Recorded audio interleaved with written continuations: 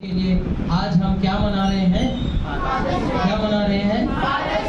क्या होता है फादर्स डे? अच्छा, पिताओं का दिन। जैसे हम यहाँ पर लगभग 1 महीना पहले हमने यहाँ पर माँओं का दिन मनाया है ना, वैसे ही पिताओं का दिन। पिता अपने घर के लिए जो करके देता है उसके लिए हम अपने प्रेम को जताने की कोशिश करते हैं, है ना। और अभी हमने बाइबल पाठ पढ़ा, इफिसियों की पुस्तक 6 अध्याय 1 से लेकर 4 तक, और उसमें कई सारी बातें लिखी। बच्चों को क्या करना है, अपने पिता की अपने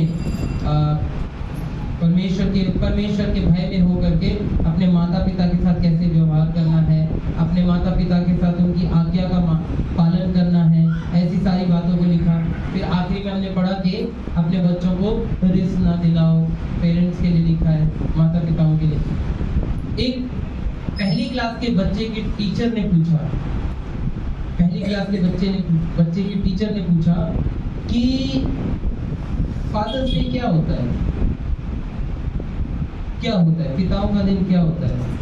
उसने कहा कि एक बच्चा खड़ा हुआ, उसने बोला ऐसे मत बोल, जैसे खड़ा होकर उसने बोला कि पिताओं का दिन वैसा ही होता है जैसे माँओं का दिन होता है, बस उसमें ये होता है गिफ्ट सस्ता भी ले जा सकते। एक और लड़का खड़ा हुआ, अंकुश का बड़ा भाई, वो भी खड़ा हुआ, बोलता है कौन सा गिफ्ट भी देना होता है। बताओ, पिताओं के दिन के लिए ऐसे करेंगे, माँओं के दिन के लिए सब कुछ करते जाएंगे, पिता के गिफ्ट भी देना होता है, ऐसे करते।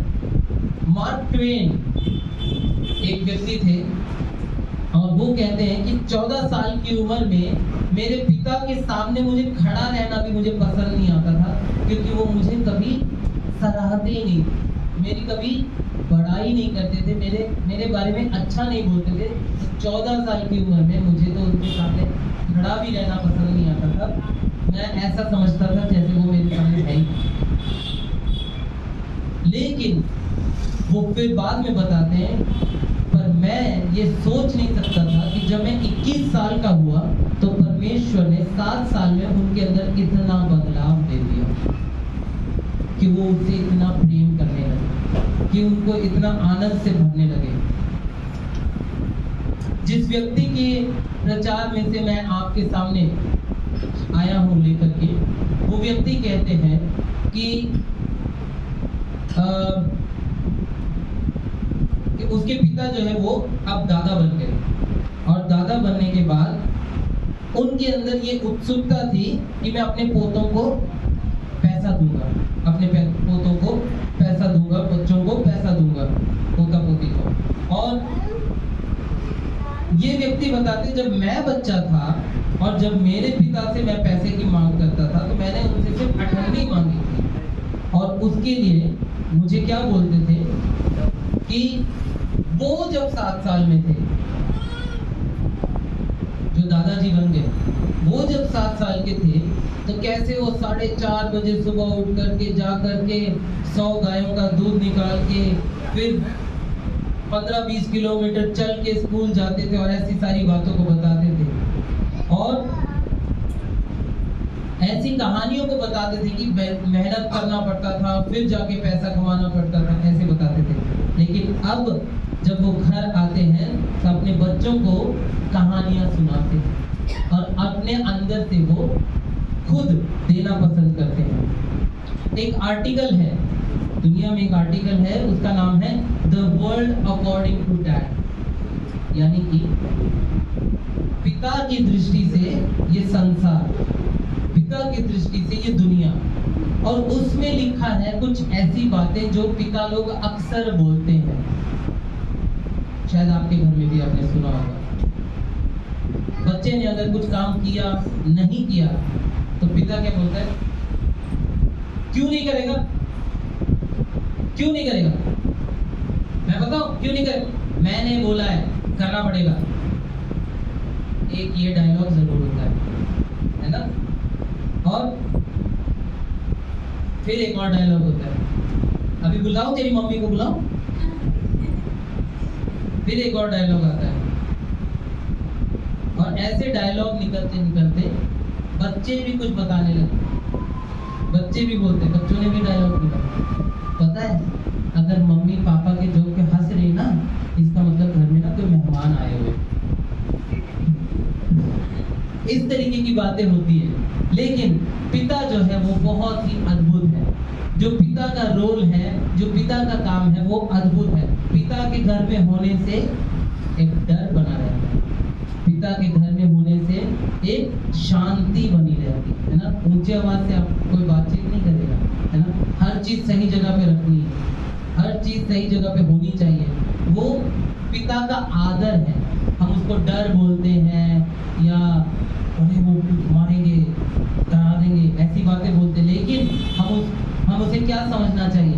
हमें उसे ऐसे समझना चाहिए कि वो पिता का आदर है, मान है। आप उसका सम्मान करते हैं क्योंकि वो बाहर धूप में कड़ी मेहनत करके जब वो घर वापस आता है तो वो अपने घर में शांति देखना पसंद करता है, आनंद देखना पसंद करता है, अपने बच्चों को खुश देखना पसंद करता है, और वो अपने परिवार के लिए हर चीज मुहैया करने की कोशिश करता है, हर चीज ला के देने की कोशिश करता है।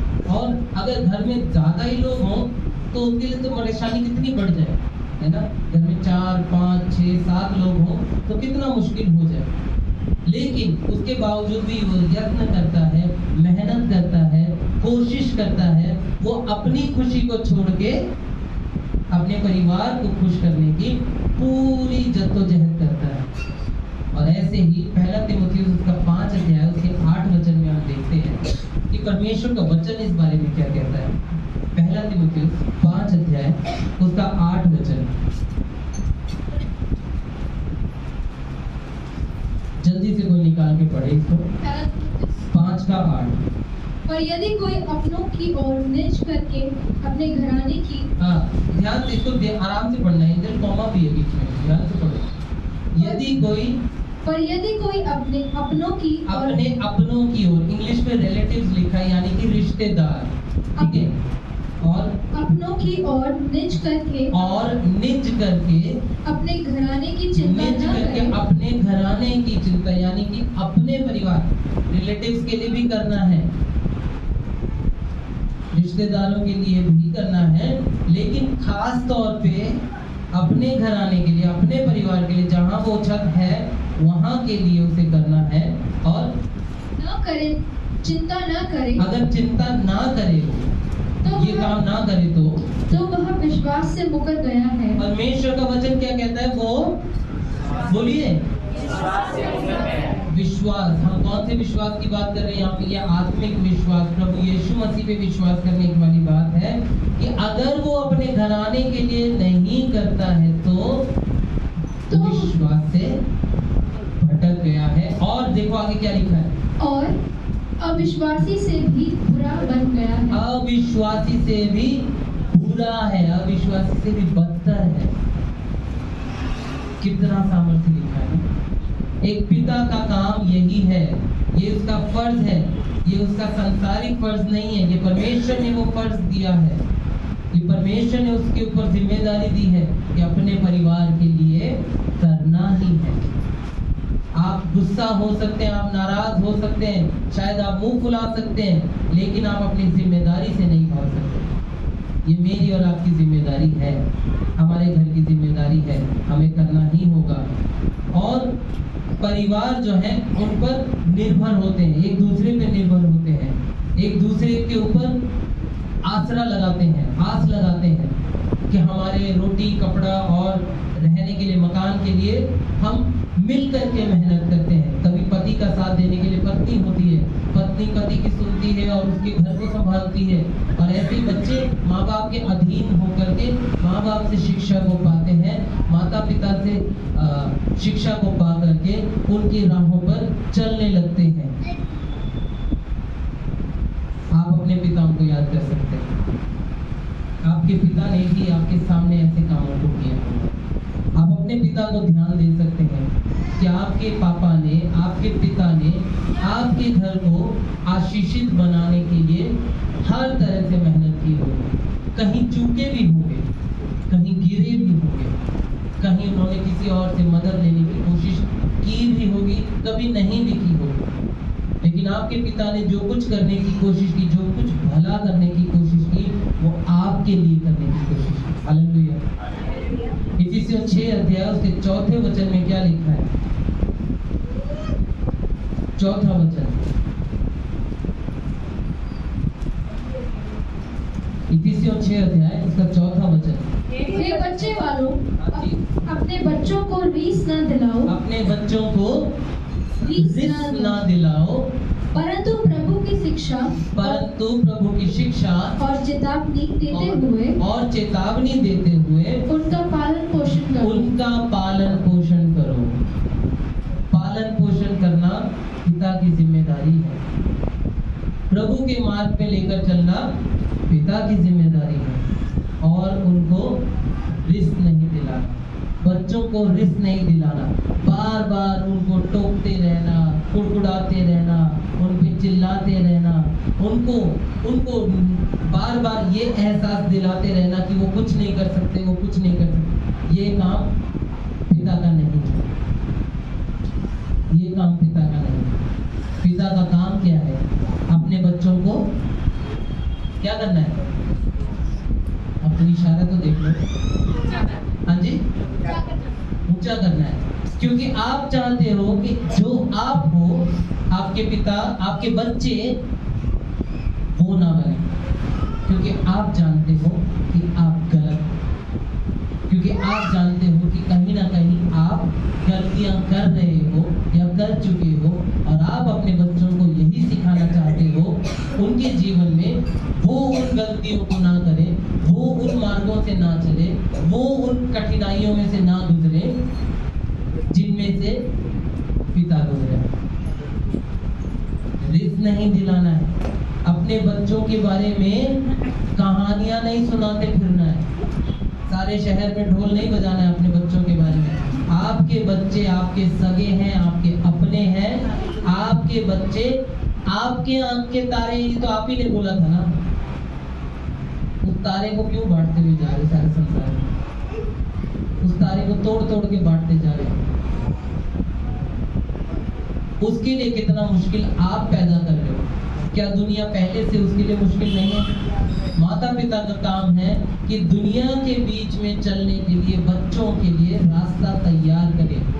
रास्ता तैयार करने की जगह आपको अड़चने तैयार करें, घर में ही, घर से ही जा जाके लोगों के बीच में कहानी। आप अपनी पहचान भी खराब कर रहे हो और अपने बच्चों को भी बुरा बना रहे हो। उनकी बुराइयां करना बंद करें।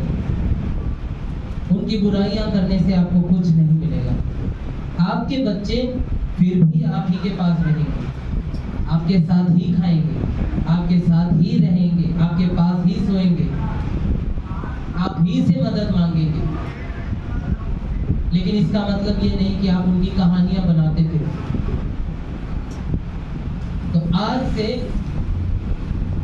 चाहे वो पिता है चाहे वो माता है, कोई भी अपने बच्चे के बारे में बाहर जाके कुछ ना बोले।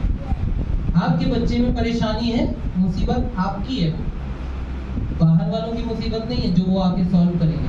आपकी मुसीबत वो आपको मिला, आपका बच्चा आपको मिला है, आपने उनको सीधा करना है, आपने उसको सही चलने के लिए मदद करना है। खास तौर पे जो जवान बच्चे होते हैं, 12, 14, 18 साल की उम्र तक, 20 साल की उम्र तक, अभी वो नहीं जानते, वो संसार के स्वाद को अभी चखना शुरू कर रहे हैं और उनको पता नहीं चल पा रहा कि ये स्वाद कैसा सा है। लेकिन उस स्वाद में माता पिता का स्वाद पता रहना चाहिए, माता पिता का प्रेम बने रहना चाहिए। तब जा करके वो बच्चा पहचानता है कि मुझे संसार के पीछे नहीं जाना है, मेरे माता पिता अच्छे हैं, उन्हीं की शिक्षा पे चलना है मुझे। मैंने इस तरह से तैयारी नहीं की थी, लेकिन प्रभु को धन्यवाद, जो परमेश्वर चाहता वही हो रहा है। परमेश्वर के अनुसार पिता जो है अपने बच्चों को शिक्षा देने में वफादार रहता है। शिक्षा देने में हमने अभी पढ़ा था 6 अध्याय 4 वचन, इसी में हमने देखा कि वो शिक्षा देता है। अगर पिता शिक्षा नहीं देगा तो बच्चे भटकेंगे, फिर माएँ परेशान होंगी, तो ये पिता का फर्ज है कि अपने बच्चों के लिए वो शिक्षा दे। नहीं बेटा ये गलत है, नहीं बेटा यही सही है, इससे तुम पढ़ सकते हो और अच्छा कर सकते हो, ऐसी बातें बोल करके। एक व्यक्ति है, उसके पिता ने उससे कहा कि कभी भी स्कूल में जाओ तो सवाल पूछने से मत कतराना। हम में से हर कोई सोचता है अरे सवाल पूछेंगे तो हम गलत हो जाएंगे, हम सब सोचते हैं। लेकिन अब वो जमाना नहीं है, अब वो जमाना नहीं है। ये सोच में से बाहर आना होगा। सवाल पूछना है, सवाल पूछना अच्छा है, पूछना चाहिए। उसने कहा सवाल पूछने से मत कतराओ, क्योंकि अगर सवाल नहीं पूछोगे तो कुछ सीखोगे ही नहीं। आप सवाल पूछेंगे तो टीचर आपको सवाल का जवाब देंगे और उस जवाब में ही आपको कुछ सीखने को मिल जाएगा। सवाल पूछना अच्छा है, सवाल पूछना चाहिए। ऐसे ही जब हम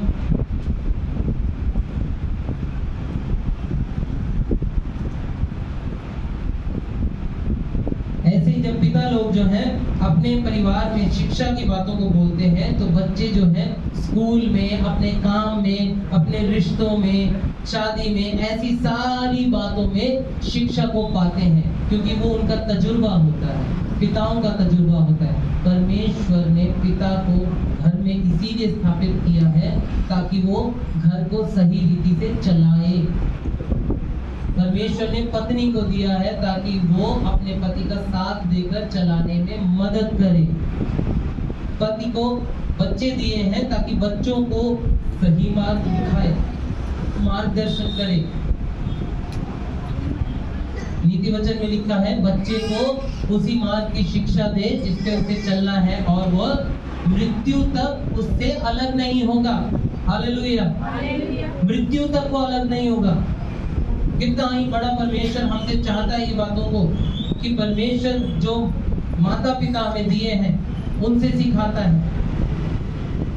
हमने क्या पढ़ा? निर्गमन की पुस्तक में हमने आज्ञाओं में से पढ़ा था कि अपने माता पिता की आज्ञा का पालन करना, तब तू जिस देश में रहेगा उसमें बहुत दिनों तक रहने पाएगा।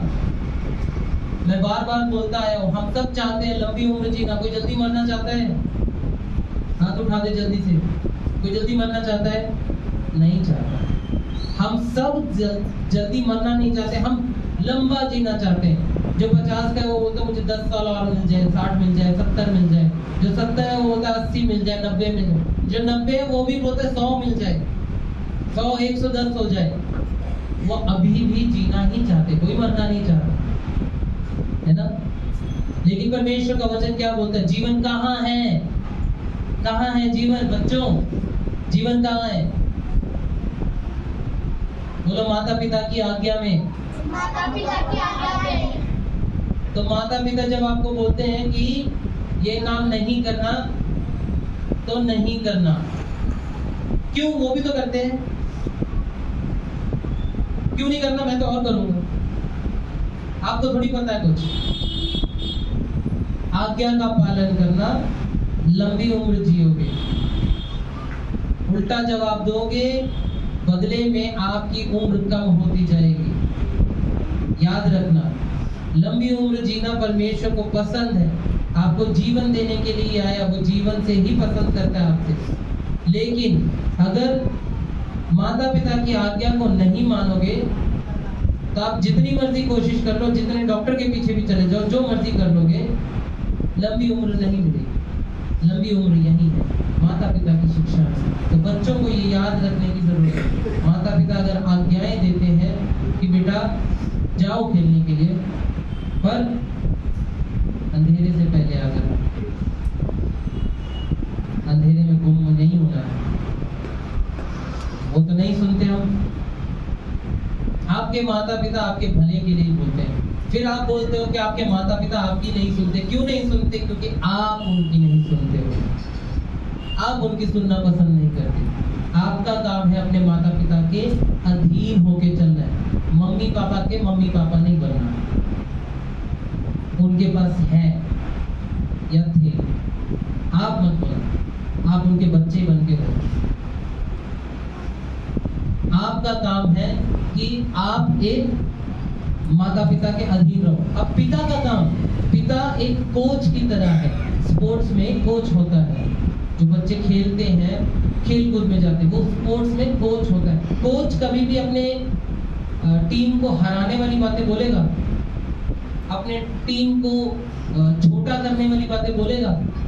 कोच का काम क्या होता है? वो अपने बच्चों को, अपने जो उसके पास सीखने के लिए आए हैं, उनको क्या करता है? उनको ट्रेनिंग देता है, उनको शिक्षाएं देता है। कभी कभी उनको ज़्यादा ही हार्ड ट्रेनिंग मिल जाती है कि मेरी टांगे टूट गई, मेरी कमर टूट गई, ऐसी बातें बोलते हैं। लेकिन उसके बाद क्या करता है परमेश्वर?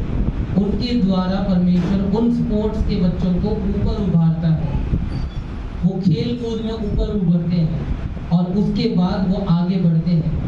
ऐसे ही परमेश्वर क्या चाहता है कि पिता जो है अपने परिवार में कोच का काम करे, अपने बच्चों को शिक्षा के साथ साथ उनको उत्साहित करे, अच्छे शब्दों के साथ, अच्छे वचनों के साथ, प्रभु के वचनों के साथ। आपके लिए जरूरी है कि आप अपने बच्चों को अपने ही बना के रखें।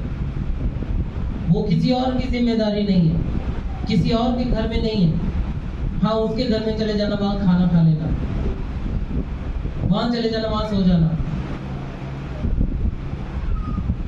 वो किसी और की जिम्मेदारी नहीं, वो आपकी जिम्मेदारी। आपने पैदा किए बच्चे, आप ही के हैं, आपको ही उनको देखना है, आप ही को उनको चलाना है। एक पिता जिसने बहुत तकलीफ के साथ इस बात को कहा, बाद में उसने महसूस किया। क्यों? क्योंकि उसने क्या कहा?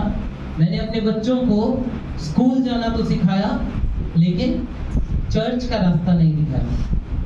मैंने उनको पीना सिखाया, लेकिन जीवन का पानी पीना नहीं सिखाया। मैंने उन्हें बाहर की टीम में भी शामिल करा दिया, लेकिन संडे स्कूल क्या होता है ये उनको समझ में नहीं आया।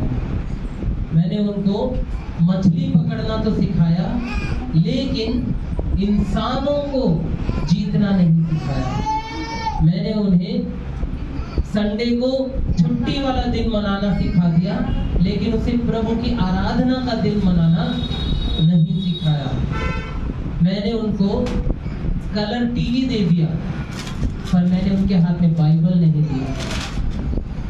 और वो कहता है कि मैंने उनको ये बताया कि कैसे उनको जीवन जीना चाहिए, लेकिन मैं उनको यीशु मसीह के पास नहीं लाया कि उनको अनंत काल का जीवन समझ में आए।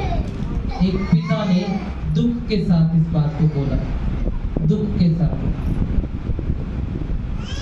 परमेश्वर के सामने जब हम देखते हैं तो शिक्षा पिता से मिलती है। सांसारिक वस्तुएं जो हम चाहते हैं हमारे घर के लिए, वो हमें मिलते हैं। और गॉडली इलस्ट्रेशन, कैसे परमेश्वर के पास कैसे बढ़ना है, वो भी हमें सीखने के लिए मिलता है। पहला कुरिन्थियों 11 अध्याय उसका 1 वचन, पहला कुरिन्थियों 11 उसका 1 वचन, जहां पौलुस बहुत स्पष्ट रूप से कुरिन्थियों की कलीसिया से एक बात कहता है। और वो क्या कहता है? पहला कुरिन्थियों 11 का 1, तुम मेरी सी चाल चलो, तुम मेरी सी चाल चलो, जैसा मैं मसीह की सी चाल चलता हूँ, जैसा मैं मसीह की सी चाल चलता हूँ। तुम मुझसे सीखो, मैंने मसीह के पीछे चलना सीखा है, और मैं तुम्हें बताता हूँ, तुम्हें मुझे देखना चाहिए, तुम्हें मुझे समझना चाहिए, और तुम्हें मुझे देखकर वैसे जीना चाहिए। हम सब लोग इस दुनिया में सिद्ध नहीं हैं, हम सब में कमियां हैं, हम सब में नाकामियां हैं, बुराइयां हैं। लेकिन उसके बीच में पौलुस क्या कहता है? मैंने मसीह से सीखा है, तो तुम भी मुझसे सीखो, मुझसे पाओ, और मुझे देख करके परमेश्वर की ओर दौड़ो। प्रभु सिखाना पसंद करता है, और वही चीज एक पिता को करना है। घर के अंदर एक पिता को ये चीज करने की जरूरत है कि अपने बच्चों के लिए अच्छे उदाहरण दे, अगर घर में पिता अच्छे शब्दों से बात करता है तो बच्चों के मुंह में अच्छे शब्द रहेंगे। अगर घर में पिता वक्त पे खाना खाता है तो बच्चे वक्त पे खाना खाएंगे। अगर घर में पिता काम करने में अपनी पत्नी की मदद करता है तो बच्चे भी अपनी मम्मी की मदद करने वाले बनेंगे। पिता से वो सीखते हैं। पौलुस कहता है जैसा मैंने मसीह से सीखा वैसा ही तुम मुझसे सीखो। बच्चे सीखना पसंद करते हैं और बच्चे जितने छोटे होते उतने ही जल्दी और अच्छे से सीखते हैं। ये हम सब जानते हैं। पर हम क्या सिखा रहे हैं?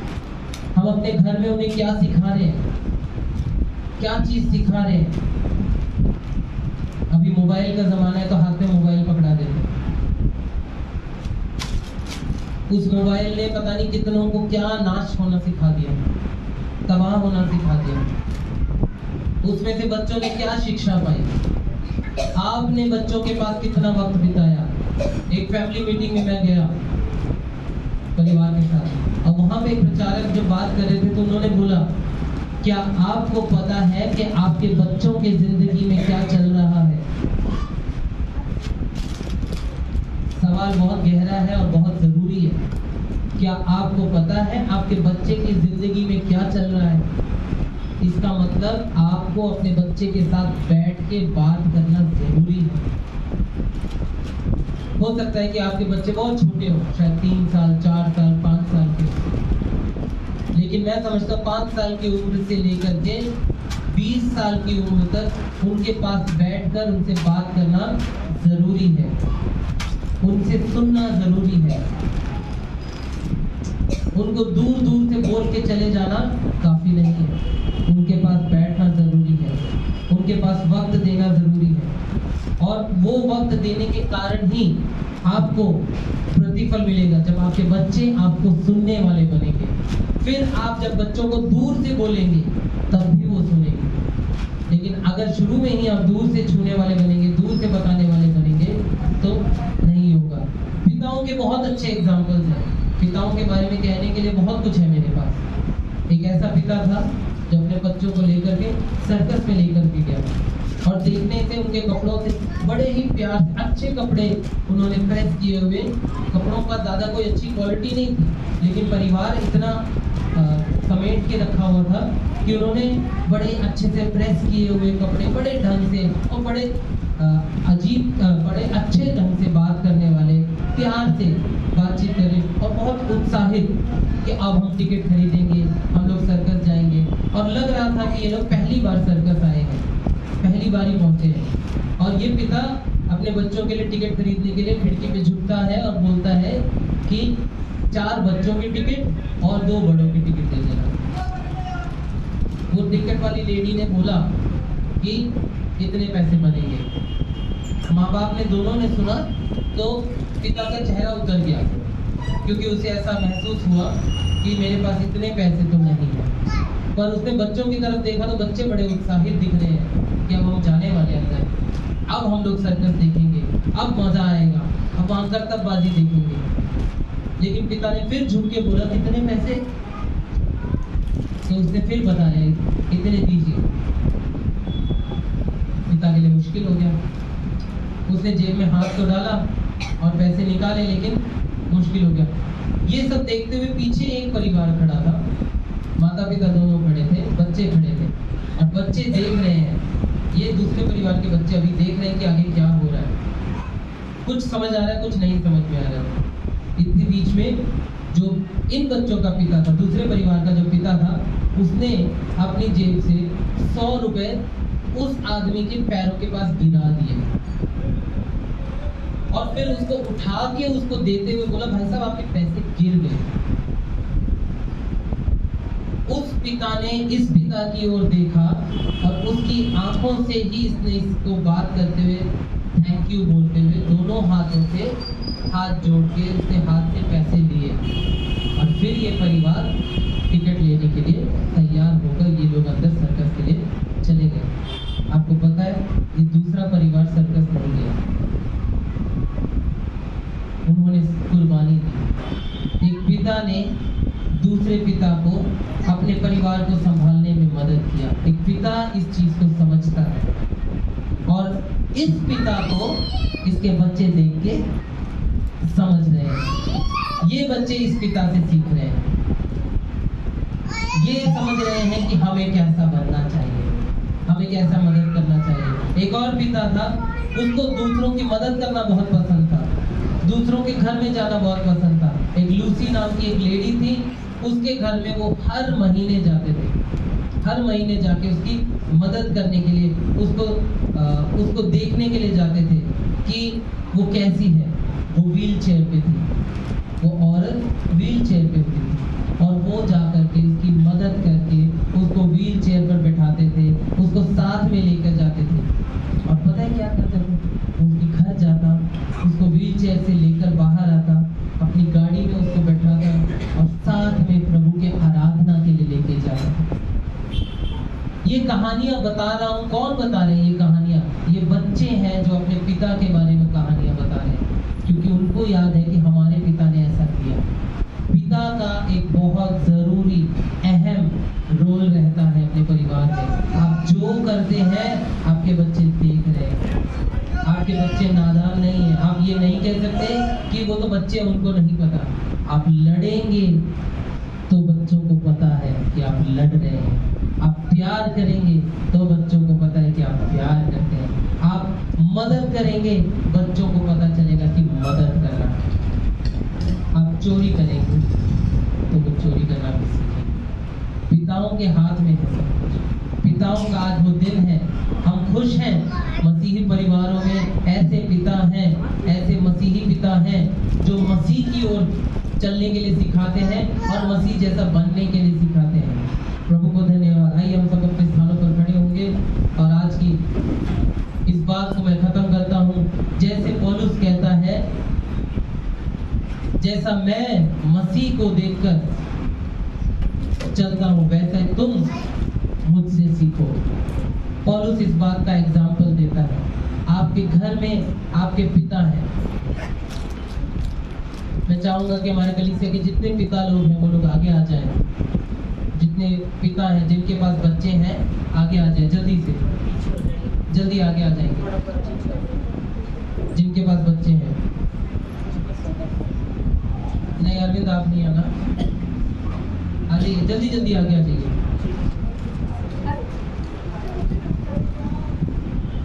आइए राजेंद्र भाई आ सकते हैं आप? ओके आइए इधर आइए। देखिए जब मदर्स डे में आप बुलाते हैं तो मदर्स डे में पूरा खचाखच भरता है ना? तो पत्नियों, ये आपका फर्ज है कि आप अपने पति के लिए प्रार्थना करें कि संडे उनके पास छुट्टी रहे ताकि वो आराधना में आए। बाइबल कहती है कि पत्नी के विश्वास के कारण पति भी स्वर्ग जाएगा। ये आपका फर्ज है, ठीक है? अभी आपके परिवार के जो पति लोग हैं वो यहाँ पर हैं, और जब वो यहाँ पर हैं तो आपका फर्ज है कि आप इनके लिए हमेशा प्रार्थना करें, हर रोज प्रार्थना करें, क्योंकि ये जो कर रहे हैं अपने परिवार को अच्छा बना के रखने के लिए, संभालने के लिए कर रहे हैं। हम सब हाथ उठा के इनके लिए प्रार्थना करें, हाथ उठा के प्रार्थना करें, सब मुंह खोल के प्रार्थना करेंगे इनके लिए, मुंह खोल के प्रार्थना करेंगे। Hallelujah hallelujah. प्रभु जी हम प्रार्थना करते हैं परमेश्वर, हमारे परिवार के सभी परिवारों के पिताओं के लिए प्रभु धन्यवाद, जिनको आपने तैयार किया है, जिनके जीवन में आपने ये मौका दिया है कि अपने परिवार को अच्छा संभाल सके, चला सके, अच्छे अगुए बन सके। प्यारे परमेश्वर, इनमें कहीं कोई कमियां होंगी, कहीं कोई घटिया होंगी, यीशु मसीह आपके पवित्र नाम से इनको पवित्र करना, दया करना, इनको दया करना सिखाना, अनुग्रह करना सिखाना, अच्छे शब्दों से बात करना सिखाना, अपनी पत्नी से, अपनी माता से, अपने बच्चों से, अपने पड़ोसियों से अच्छे शब्दों से बात करने के लिए सिखाना प्रभु परमेश्वर, अच्छा व्यवहार रखने के लिए सिखाना प्रभु, अपने घर में अच्छा डिसिप्लिन बना के रखने के लिए मदद करना परमेश्वर। अब तक आपने इन्हें संभाला है, आगे भी आप इनकी अगुवाई करेंगे, हमें विश्वास है। धन्यवाद देते हैं प्रभु जी, आपने हमारी हर एक प्रार्थनाओं को सुना। प्रार्थना प्रभु यीशु मसीह के पवित्र नाम से मांगते हैं, आमीन। कृपया बैठ जाइए।